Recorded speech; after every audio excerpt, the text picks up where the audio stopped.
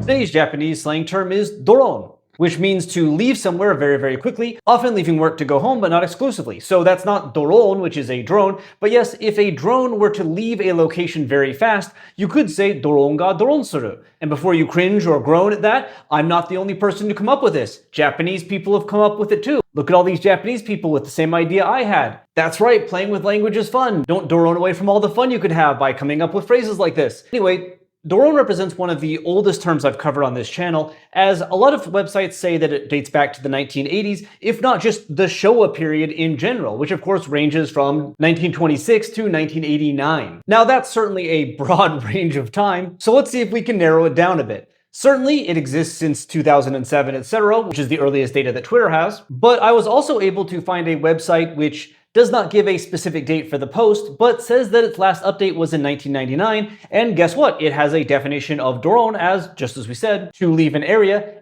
adding a bit of extra definition on top of this, in stating that the leaving is done in a way so that other people don't notice. What's that ninja hand thing doing there? I wonder if that'll become important later. Anyway, let's keep going back in time, doroning away from the current era. Because by using Google Books, I was able to find a hit from 1973, which clearly also matches the meaning that we're talking about, as it refers to being wrapped in smoke and doron, or disappearing.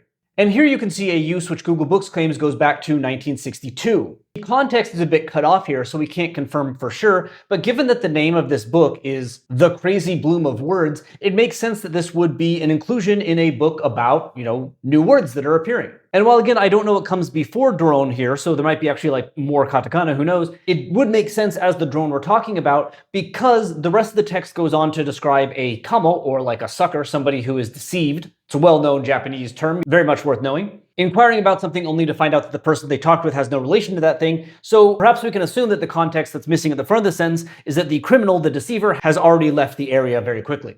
And indeed, I was actually able to find hits for this going back to the 1920s, but there's not enough context to really say for sure what's going on. So yeah, this term may date back to early Showa, but minimally I think we can say without any hesitation that the word has seen at least 50 years of use. As for where the term comes from, there's a lot of theories and there's no actual conclusive etymology, but the most common explanation that's presented is that in kabuki there was a trend of playing drums in a certain way when a ghost would appear or disappear from the stage, and the onomatopoeia for that was doro doro because of the beating sound.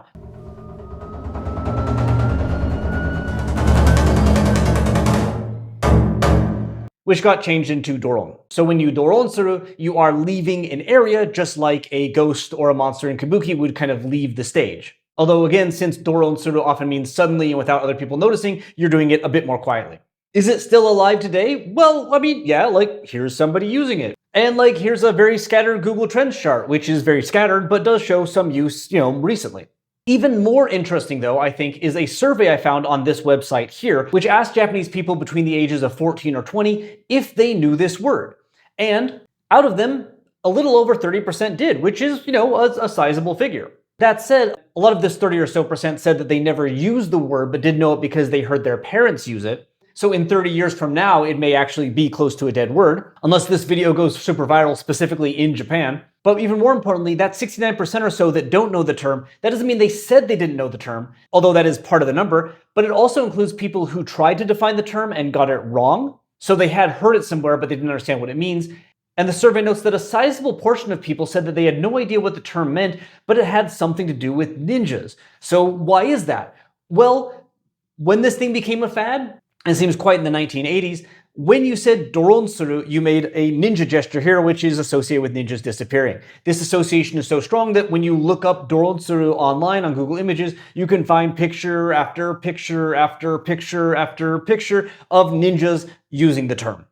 Indeed, even in 2025, you can find people using doron kind of as a metaphor for ninjas specifically, as in this person that says that the smoke of their new smoker makes it look like just before a ninja doron suru, because obviously when a ninja does it, there's a smoke bomb, whereas when we do it, we just